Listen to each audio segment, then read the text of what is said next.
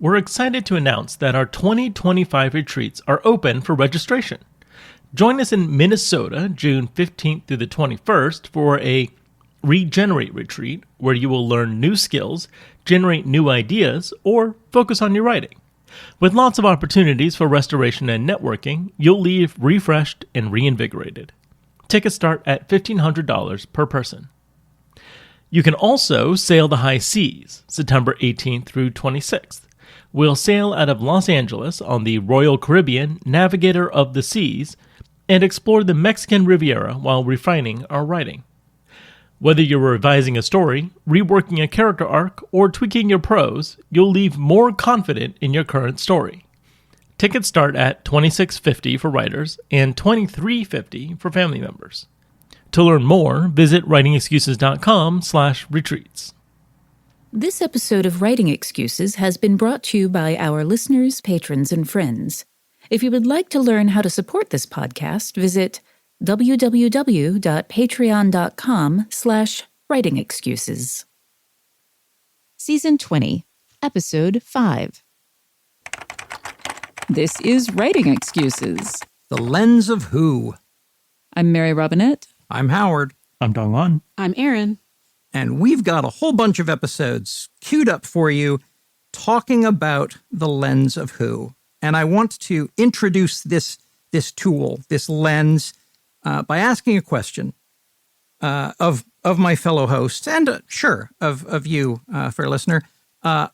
What's the most you and I must have seen a different movie or you and I must have read a different book moment you've ever had with a friend?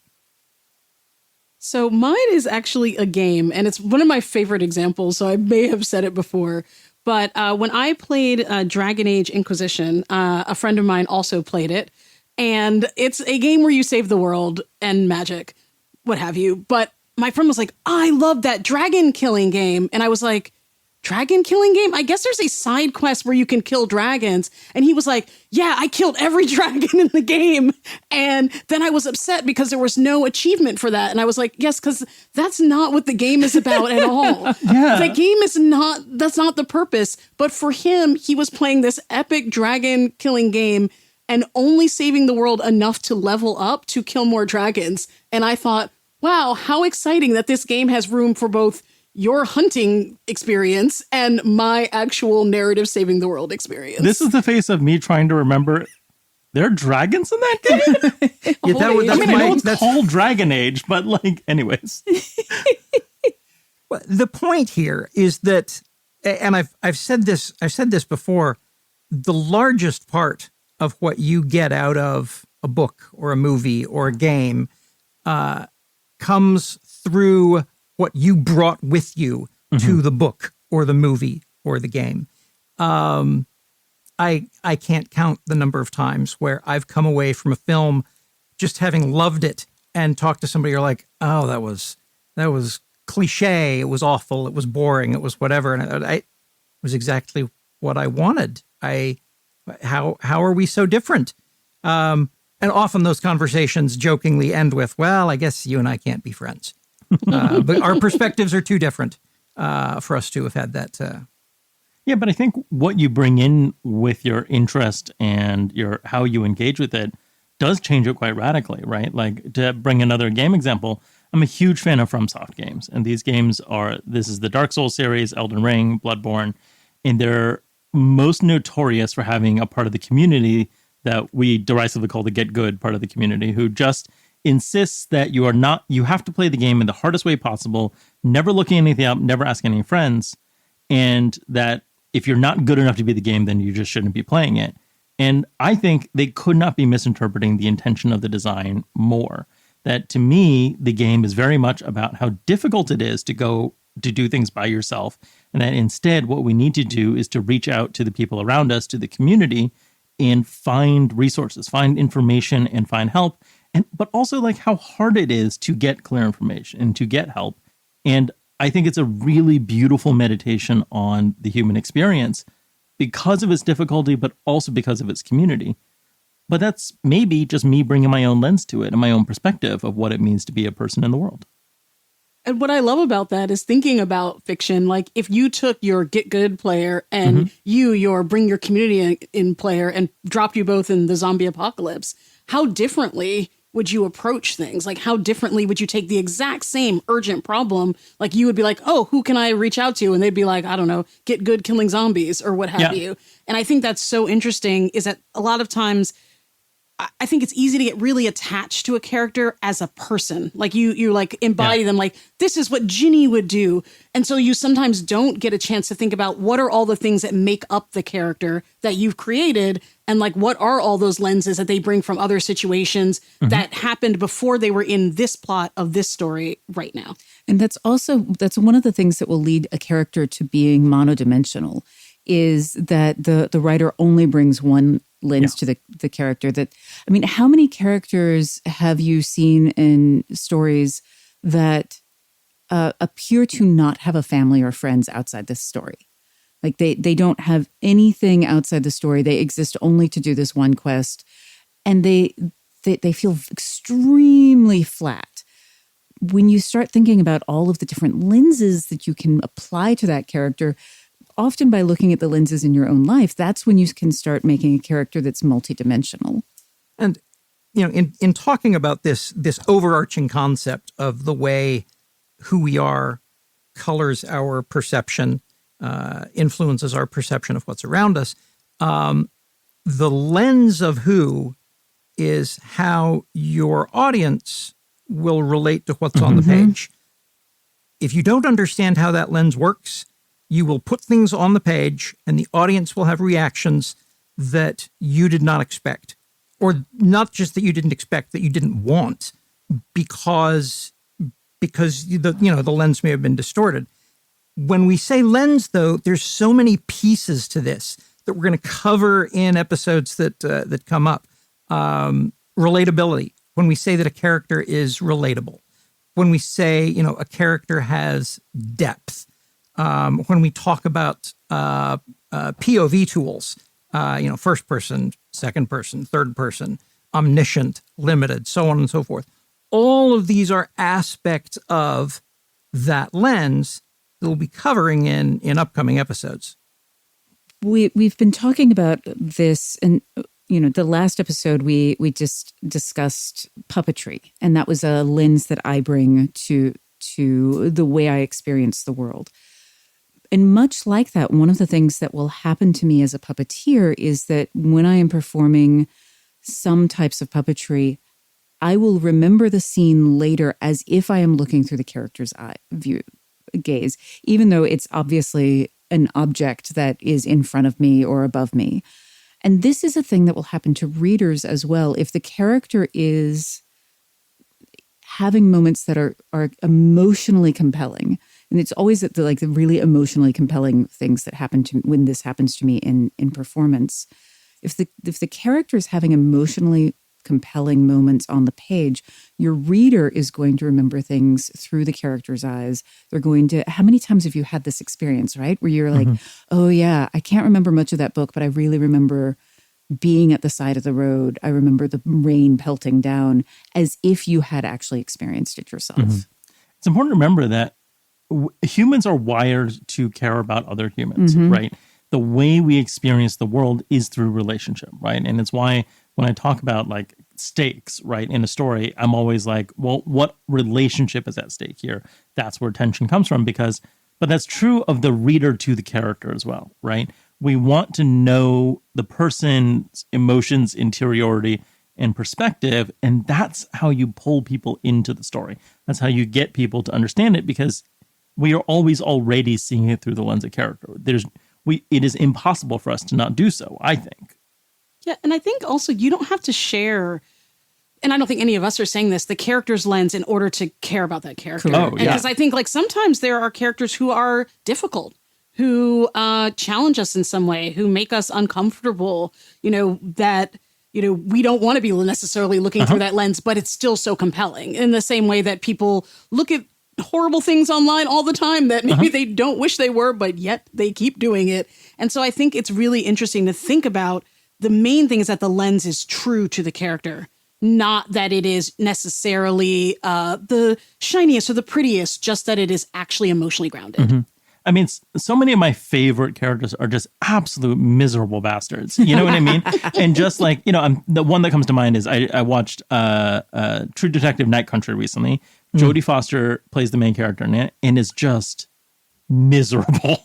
Just like an awful person who was still trying to do good and still trying to do a thing and still the protagonist here of the story. And I ended up caring about her very deeply. But the joy of sometimes having a character that you don't necessarily automatically align with is it gets you to ask the questions of, why is this person like this, right? What made them this way? What are their reasons for being the way that they are? And then that gives you an excuse to dig into all the context of that character, where they came from, what was their childhood like, why did they believe what they believe, what systems are they embedded in, all of those things. And so the lens of a character, and you don't have to do an awful character. I think that's fun and delicious, but, to each their own. But, the excuse to dig into the why of a character, and I know we're jumping ahead a little bit, but like that is the thing that enriches the who. Yeah, absolutely. I've got another exciting question for my co-hosts after these messages from our sponsors. Heading into the new year, we're all thinking about what our intentions and goals are. It's hard not only to set your targets, but live up to them, especially as writers and creatives in a world that doesn't always seem eager to support you financially.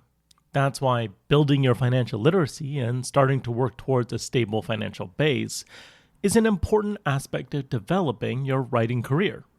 We talk a lot about the creative tools you need, but peace of mind about your bottom line will give you the space to pursue your goals and develop the career that you want. Acorns makes it easy to start automatically saving and investing so your money has a chance to grow for you, your kids, and your retirement. You don't need to be an expert. Acorns will recommend a diversified portfolio that fits you and your money goals. You don't need to be rich. Acorn lets you invest with the spare money you've got right now. You can start with $5 or even just your spare change. Head to acorns.com/WX or download the Acorns app to start saving and investing for your future today. Paid client endorsement. Compensation provides incentive to positively promote Acorns. Tier 1 compensation provided. Investing involves risk. Acorns Advisors, LLC, an SEC registered investment advisor. View important disclosures at acorns.com/WX. I always recommend writers have their own websites. It's important to have a place on the web where you can make sure people can find your press kit, upcoming releases, and bibliography. Even if you're not published yet, being out there and establishing a digital identity is incredibly important. So when Kinsta reached out, we thought they'd be a good fit for our audience's needs. They take care of the technical stuff so you can focus on your writing. Kinsta provides managed hosting for WordPress, offering lightning-fast load times, top-tier security, and unmatched human-only customer support. They offer you complete peace of mind by ensuring that your WordPress sites are always online, secure, and performing at their best. Kinsta provides enterprise-grade security and is one of the few hosting providers for WordPress with SOC 2 and other certifications that guarantee the highest level of security for your website. And Kinsta customers can experience up to 200% faster sites by simply moving their WordPress sites to the platform.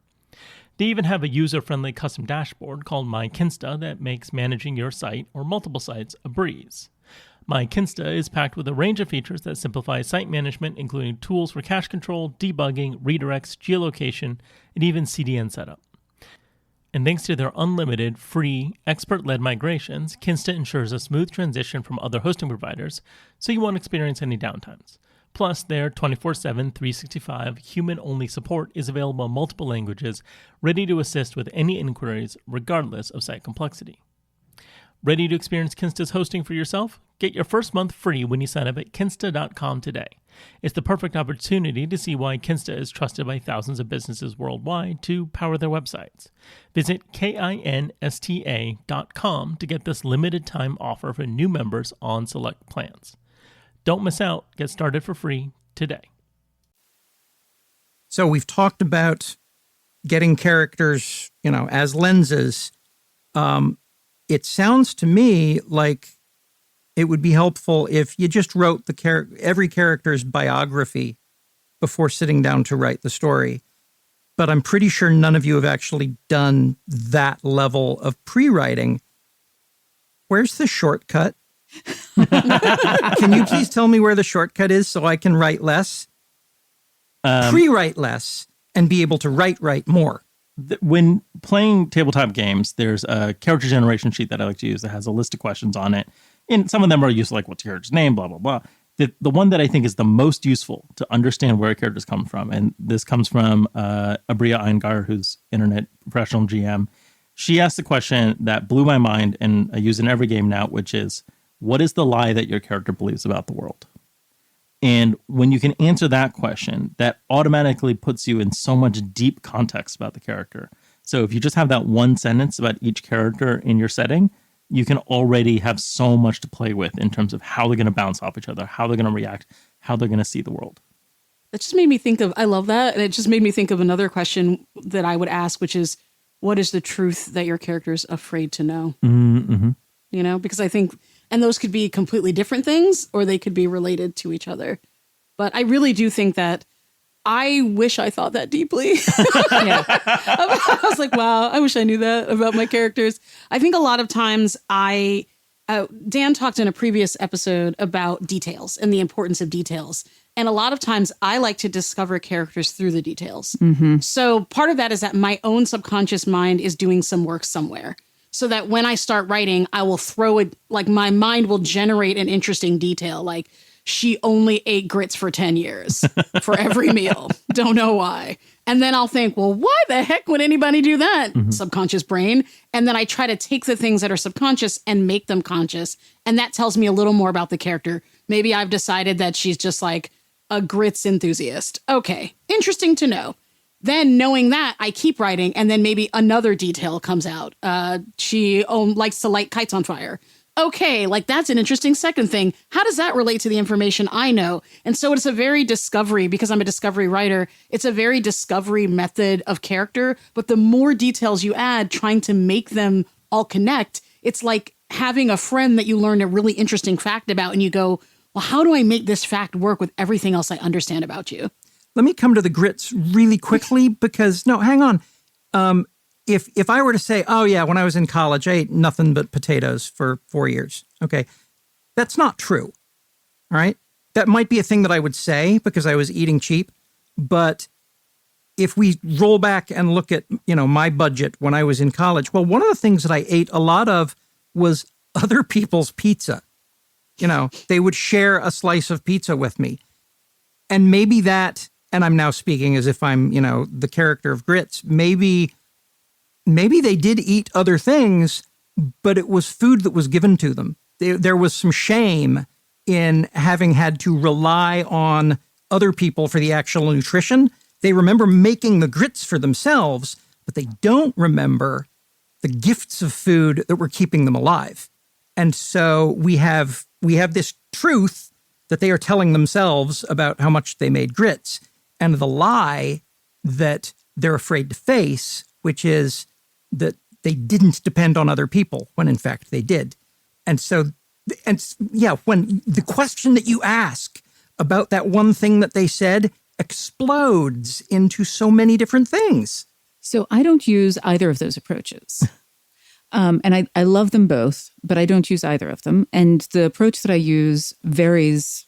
My shortcut varies. Sometimes it's what is the hole the character is trying to fill. Sometimes it's the interesting telling details. I do use that sometimes, but I don't have a particular set thing. And using poetry metaphor, because I've got them. When I was an intern at the Center for Puppetry Arts, each of my I was embedded in the show, and there were three principal performers, and each of them took time to teach me, and they would all say, "This is how I approach the character." And one of them said, "You start with the figure, and you look at what the figure can do, and then that tells you the choices that you need to make to support the figure." And another one said, "You start with the text, and you figure out what the text tells you, so that then you can figure out how to make the figure do what you need to do to support the text." And another one said, "You start with the voice, and then you figure out how you use the voice to shape the text to support what the character does." And the thing is that the audience didn't know and didn't care what their process was. At the end of the day, all the audience cares about is that your character feels alive. Mm-hmm. And so whatever tool it is that we offer to you over the next episodes, that tool is the tool that works for you. And it'll be a different tool for each character, probably. Well, this is what I love about talking about tools, not rules, right? Because as we're giving you tools, the lens of who you are as a person influences your tool choice, influences your lens choice. What you reach for, whether it's the interesting character detail or like philosophically, what makes this person tick, or, you know, a variety of different ways of reaching for things, as Mary Robinette does, like all of that are rooted in our experience and our perspective and our interests as people, right? Like, I'm very much somebody who is like, what does make that person tick? You know what I mean? Like, and what those things emerge, or how those things emerge, will influence your writing and your process. But the goal is that the audience, you're right, doesn't know what tool you use. They're enthralled by the story. They're charmed by a character. They're connected. And as I said earlier, you know, you want to have you want to have a measure of control over what it is the audience is going to come away with, except the audience has their own lens. And so there's really only so much of that you can control. And it may sound like a rule when I say, well, you want to be a good enough writer to be able to have some control over this. And yet the exception to that rule is so glorious. If you can be a good enough writer that what you put on the page, you have no idea how anyone else will react to it. Well, that is its own. This is why specificity matters, right? Going back to what Dan said and what Aaron was saying earlier, the reason specificity contains the universal in it is because if you're trying to be general, you're trying to control how your audience is going to react. When you're trying to be broad, you're saying, oh, this is for all of your lenses, right? But if instead you focus on your own, if you lean into the specificity of your perspective, lean into the specificity of a character, that they are a person who comes from a place, who has a context, then other people will connect their own lenses to that in their own way. If you try to do that work for them, it doesn't work because we each bring our own things to the table. So the best thing that you can do is to be as specific as you can and accept that you can't control everybody and that your book, in being for someone, is not for somebody else. And that's okay. Yeah. That's not just okay. That's essential. I was just at the Griffith Observatory in Los Angeles, and one of the things that they have is they have a place where they have 3 different literal lenses looking at the sun. One of them is showing you the sun in white light. One of them is showing it to you in only infrared. And another is breaking it apart into a spectrum. Mm. And so you're seeing the same literal object 3 completely different ways. And that's one of the things that the lenses that we bring to bear does, is the reason it's important that each of us brings our own lens is that we are looking at these universal truths in these very specific ways that allows people to understand and bring their own truth to it.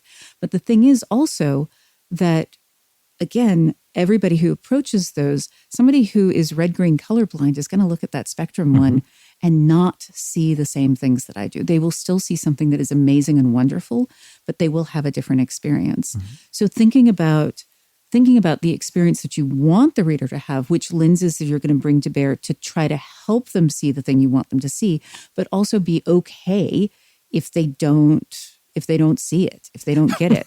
One of my favorite tools is one that, and this is an after-the-fact tool, is one that Mary Robinette provided to me, which is when someone comes up to you and describes something in your book that really affected them, and clearly it's because you did this and this and this, you know, and the response is, oh, I'm so glad you noticed that. I didn't put that in there on purpose is not the thing you say. Mm-mm. The thing you say is, I'm so happy you noticed that. Because honestly, as a writer, and when I say honestly, I mean literally honestly, the thing that I get the most joy from is when someone notices a thing, when they feel a thing, when they have an experience with a thing that I put on the page. That is the best thing. Yeah.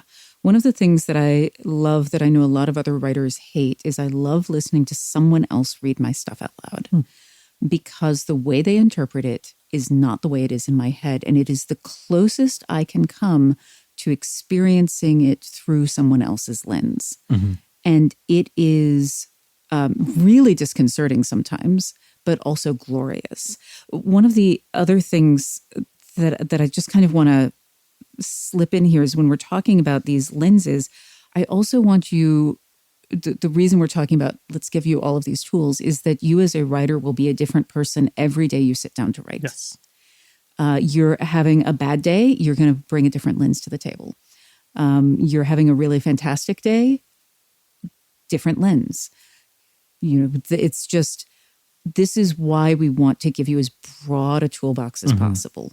I also just think that that's a fun thing to remember about characters is that characters grow and change, not just in the big moments, but sometimes like characters can have an off moment or say the wrong thing. I think there are some times where it's like you love your character so much that you don't want them to like slip in any way, but it is the variations within us. It's the variations in our lenses that also make them so special.